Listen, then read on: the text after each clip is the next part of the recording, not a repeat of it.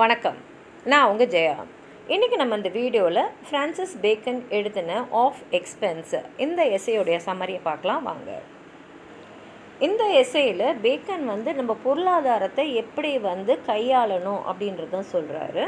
இப்போ ரொம்ப அதிகமான செலவு பண்ண வேண்டிய விஷயம் சிலது வரும். இப்போ பணன்றது செலவு பண்ணுறதுக்கு தான். ஆனால் அந்த செலவை நம்ம எப்படி செய்யணும்னா தேவையான விஷயங்களுக்கும் நல்ல காரியங்களுக்கு மட்டும்தான் அதிகப்படியான செலவு செய்யணும் அப்படின்றாரு. அதில் நம்ம அதிகப்படியான ஒரு விஷயத்துக்கு செலவு பண்ணுறோன்னா அந்த விஷயத்துக்கு அந்த பணம் தேவைப்படும் போது தான் அதை செய்யணும். அப்போ தான் அந்த செலவு நியாயமாக நமக்கு தெரியும் அப்படின்றாரு. நம்ம செலவை கட்டுப்படுத்தும் போது அது தனிப்பட்ட நபருடைய பொருளாதாரத்தை மாத்திரம் இல்லாமல் அந்த நாட்டோட பொருளாதாரமும் உயரும். எப்படி நம்ம ஒரு நல்ல வாழ்க்கையை கடவுள் வழிவிட்ட வாழ்க்கையை வாழும் போது கடவுளுடைய மனசு மகிழ்ந்து நமக்கு தேவலோகத்தில் இடம் தருவாரோ அதே மாதிரி நம்ம பொருளாதாரத்தை நல்லபடியாக வழி அமைச்சோன்னா நம்ம வாழ்க்கையை நல்லபடியாக அமையும், நம்ம நாட்டுக்கும் அது நல்லது அப்படின்றத நம்ம புரிஞ்சுக்கணும். சாதாரண விஷயம் கூட நம்மளுடைய வருமானத்துக்கு உட்பட்டு தான் இருக்கணும். நம்ம வருமானத்தை மீறி நம்ம செலவு செய்கிறது இருக்கவே இருக்கக்கூடாது.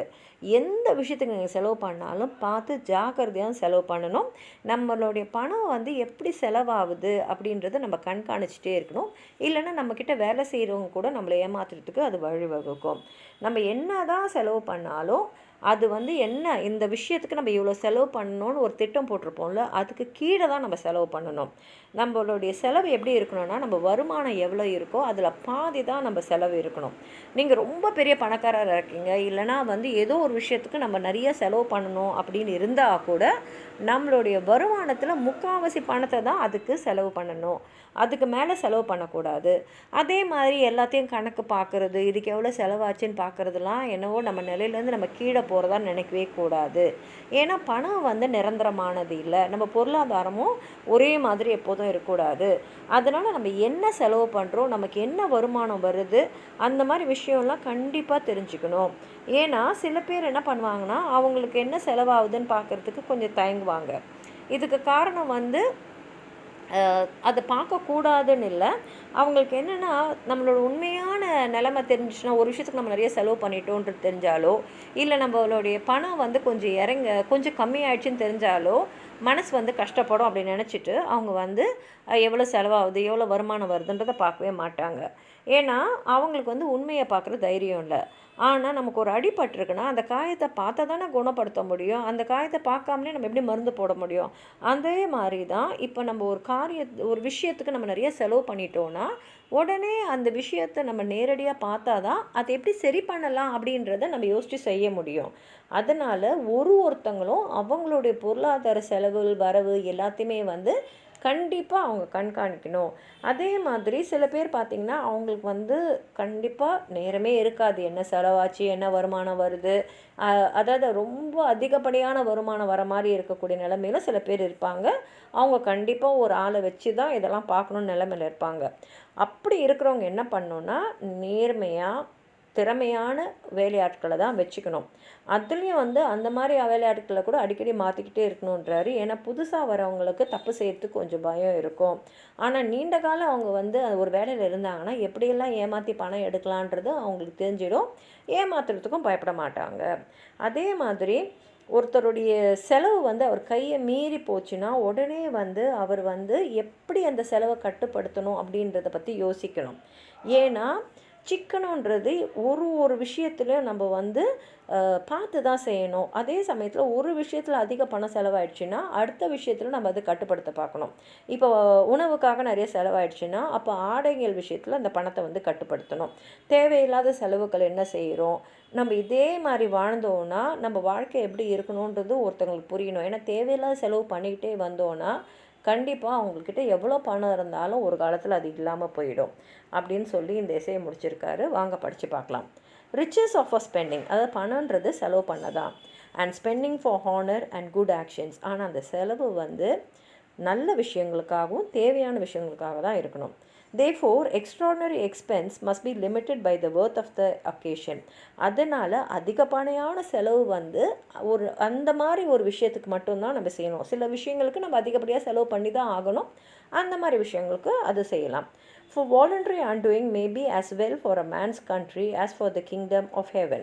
ஏன்னா அதிகப்படியாக செலவு செய்யாமல் நம்ம வந்து தேவைகளுக்கு ஏற்ற மாதிரி செலவு பண்ணி நம்ம செலவை கட்டுப்படுத்தினோன்னா அது அந்த தனிப்பட்ட நபருக்கு மட்டும் இல்லை, அது அந்த நாட்டோட பொருளாதாரத்துக்கே நல்லது. எப்படி வந்து ஒருத்தவங்க நல்ல ஒரு முறையான வாழ்க்கையை வாழ்ந்தாங்கன்னா கடவுளோடைய அனுகிரகத்தால் நல்வினை அடைவோமோ அந்த மாதிரி தான் இதுவும். But ordinary expense ought to be limited by a man's estate. அதே மாதிரி சாதாரண செலவுகளும் ஒருத்தருடைய வருமானத்துக்கு ஏற்ற மாதிரி தான் இருக்கணும். And governed with such regard as it be within his compass.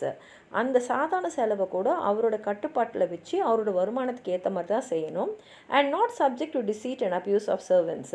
அதே சமயத்தில் நம்ம கிட்ட வேலை செய்கிறவங்க நம்மளை வந்து பொருளாதார விஷயத்தில் ஏமாத்தாத அளவுக்கு நம்மளுடைய கண்காணிப்பு இருக்கணும். And order to the best show that the bills may be less than the estimation abroad. அதே மாதிரி ஒரு விஷயத்துக்கு நம்ம எப்படி செலவு பண்ணணும்னா இந்த வேலைக்கு இவ்வளோ பணம் தேவைப்படும் அப்படின்னு ஒரு எஸ்டிமேட் போடுவோம் இல்லையா, அதை விட கம்மியாக தான் நம்ம அதுக்கு செலவு பண்ணணும்.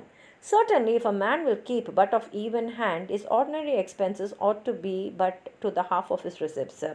அதாவது ஒருத்தர் எப்படி செலவு பண்ணணும்னா சாதாரண செலவுகள் கூட அவரோட வருமானத்தில் பாதி அமௌண்ட்டு தான் போகிற மாதிரி இருக்கணும். அதுக்கு மேலே அவர் வந்து தேவைப்படுற செலவாக இருந்தாலும் ஒரு அளவுக்கு பாதி அளவுக்கு தான் அவர் வருமானத்துலேருந்து வருமானம் வந்து ஏற்ற மாதிரி தான் செலவும் இருக்கணும் அப்படின்றாரு. And if he think to wax rich but to the third part, ஒருவேளை அவர் ரொம்ப பெரிய பணக்காரர், அந்த பணக்காரர் அப்படின்றத அவர் வெளியில் காட்டணும் அப்படின்னு நினச்சா கூட, ஏன்னா வந்து சில பேரால் வந்து ரொம்ப கம்மியாலாம் வந்து ஒரு மக்கள் நடுவில் செய்ய முடியாது, ஒரு நிலைமை அந்த மாதிரி இருக்கும். அப்போனா கூட முக்கால்வாசி அவர் வருமானத்தில் தான் அவர் செலவு பண்ணணும். It is no business for the greatest to design and look in to their own great. நீங்கள் எவ்வளோ பெரிய ஆளாகவும் இருக்கலாம், ஆனால் இறங்கி வந்து நமக்கு எவ்வளோ செலவாகுது எவ்வளோ வருமானம் வருதுன்னு பார்க்குறது உங்கள் நிலையிலேருந்து நீங்கள் தாழ்ந்து வரதில்லை. உங்களுக்கு எவ்வளோ வருமானம் வருது, அதில் நீங்கள் எவ்வளோ செலவு செய்கிறீங்கன்றது நீங்கள் எவ்வளோ பெரிய பணக்காரராக இருந்தாலும் தெரிஞ்சு தான் இருக்கணும். Some forbear it, not upon negligence alone, but doubting to bring themselves into melancholy. In respect they shall find it broken. ஆனால் சில பேருக்கு அவங்களுக்கு எவ்வளோ வருமானம் வருது எவ்வளோ செலவாகுதெல்லாம் பார்க்குறதுக்கு பிடிக்காது. அது காரணம் நெக்லிஜென்ஸ் இல்லை, அதாவது வந்து அதை கவனக்குறைவு இல்லை. என்னென்னா ஒருவேளை நமக்கு என்ன வருமானம் வருது அது மீறி நம்ம எதாவது செலவு பண்ணிட்டோம் தெரிஞ்சால் மனசு கஷ்டப்படுமேனே சில பேர் அதை செய்ய மாட்டாங்க. But wounds cannot be cured without searching. ஆனால் அடிபட்டால் அந்த இடத்த வந்து நம்ம தேடி பார்த்து அதுக்கேற்ற மருந்து போட்டால் தான் அந்த ஊனம் வந்து சரியாகும். He that cannot look into his own estate at all had need both choose well those whom he employeth and change them often, for new are more timorous and less subtle.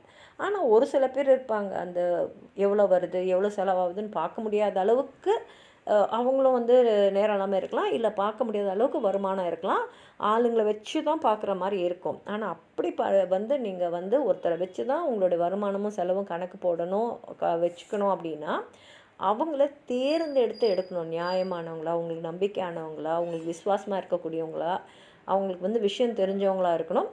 ஆனால் அப்படிப்பட்டவங்கள கூட அப்பப்போ மாற்றிக்கிட்டே இருக்கணும். ஏன்னா புதுசாக வரவங்களுக்கு ஏமாத்துகிற அளவுக்கு தைரியம் வராது. He that can look into his estate but seldom, it behoveth him to turn all to certainties. ஒருத்தர் வந்து அவருடைய வருமானம் அவருடைய செலவெல்லாம் பார்க்குறாரு, ஆனால் எப்போயா தான் பார்க்குறாரு அப்படின்னா அது கூட வந்து சரியில்லை. A man had need, if he be plentiful in some kind of expense, to be as saving again in some other. ஒருத்தருக்கு ஒரு விஷயத்தில் நிறையா செலவாயிடுதுன்னு தெரிஞ்சதுன்னா அப்போ வேறு ஒரு விஷயத்தில் அவர் செலவை அவர் கட்டுப்படுத்தணும். As if he be plentiful in diet, to be saving in apparel. இப்போ வந்து உணவு விஷயத்தில் நிறைய செலவாகுதுன்னா ஆடை விஷயத்தில் அவர் வந்து பணத்தை வந்து கம்மி பண்ணணும் செலவு பண்ணுறத. If he be plentiful in the hall, to be saving in the stable and the like. இப்போ வீட்டை வந்து அலங்காரம் பண்ணுறதுல நிறைய செலவு பண்ணிட்டாருன்னா அப்போ குதிரை வைக்கிற லாடத்தில் செலவை கம்மி பண்ணணும். இந்த மாதிரி வந்து ஒரு விஷயத்தில் அதிகமாக செலவாயிடுச்சுன்னா இன்னொரு விஷயத்தில் அவர் வந்து கட்டுப்படுத்த தெரிஞ்சிருக்கணும். For he that is plentiful in expense of all kinds will hardly be preserved from decay. இந்த மாதிரி எல்லா விஷயத்துலையும் அவர் எவ்வளோ செலவு பண்ணுறாரு அப்படின்னு தெரிஞ்சிருந்தால் அவர் அழிவுலேருந்து தன்னை பாதுகாத்துக்கலாம். In clearing of a man's estate he may be as well hurt himself in being too sudden as in letting it run on too long. இப்போ ஒருத்தரோட வருமானமும் அவருடைய செலவையும் வந்து நல்லபடியாக தெரிஞ்சிருந்தால் அவர் வந்து பாதிக்காதபடி அவருடைய வாழ்க்கையை நீண்ட காலம் நடத்தலாம். For hasty selling is commonly as disadvantageable as interest. ஏன்னா வேகமாக வந்து செலவு பண்ணுறது வந்து அந்த பணம் வந்து உங்களுக்கு வந்து எப்படி விரையாயுதுன்னு தெரியாமலே வந்து உங்களுக்கு டிஸ்அட்வான்டேஜாக போயிடும். Besides, he that clears at once will relapse for finding himself out of straits. He will revert to his customs. இப்போ நீங்கள் ஒருத்தக்கிட்ட பணம் வாங்கியிருக்கீங்க, அந்த பணத்தை வந்து நீங்கள் உடனே திருப்பி கொடுத்துட்டிங்கன்னா அப்போ வந்து அந்த பணத்தோட அருமை உங்களுக்கு தெரியாது. நீங்கள் பழைய மாதிரியே நிறைய செலவு பண்ணுற பழக்கத்துக்கு போயிடுவீங்க. But he that cleareth by degrees induceth a habit of frugality and gaineth as well upon his mind as upon his estate. ஆனால் அதுவே வந்து நீங்கள் திருப்பி கொடுக்க வேண்டிய பணத்தை கொஞ்சம் கொஞ்சமாக திருப்பி கொடுத்தீங்கன்னா உங்களுக்கும் அந்த சிக்கனமாக இருக்கிற ஒரு பழக்கம் வந்துடும். அது மாத்திரம் இல்லாமல் அந்த பணத்தோட மதிப்பு உங்களுக்கு தெரிஞ்சிடும். அதனால் உங்கள் வருமானம் என்ன, செலவு என்ன, செலவை எப்படி கட்டுப்படுத்தணும் அப்படின்ற ஒரு பழக்கம் உங்களுக்கு வந்துடும். Certainly, who hath the state to repair may not despise small things, and commonly it is less dishonorable to abridge petty things than to stoop to petty gettings.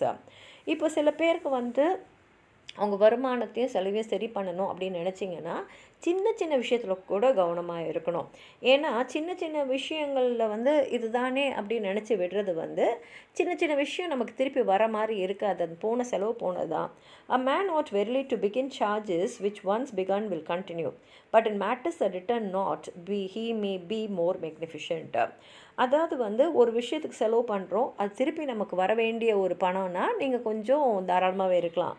ஆனால் அந்த பணம் திரும்பியே வராதுன்னு போது நீங்கள் இன்னும் பூதாகாரமாக அந்த செலவை வந்து கட்டுப்படுத்த நினைக்கணும் அப்படின்னு சொல்லி இந்த எஸ்ஸேவை முடிச்சிருக்காரு. உங்களுக்கு ஏதாவது சொல்லணும்னு நினச்சிங்கன்னா கீழே இருக்கிற கமெண்ட் பாக்ஸில் எழுதுங்க. இந்த வீடியோவை ஹைப் பண்ணுங்கள், அப்போ தான் நிறைய பேர் இந்த வீடியோவை பார்ப்பாங்க. இந்த வீடியோவை லைக் பண்ணுங்கள், உங்கள் ஃப்ரெண்ட்ஸோடு ஷேர் பண்ணுங்கள். சப்ஸ்கிரைப் பண்ணாதவங்களாம் ப்ளீஸ் சப்ஸ்கிரைப் பண்ணி சப்போர்ட் பண்ணுங்கள். நன்றி.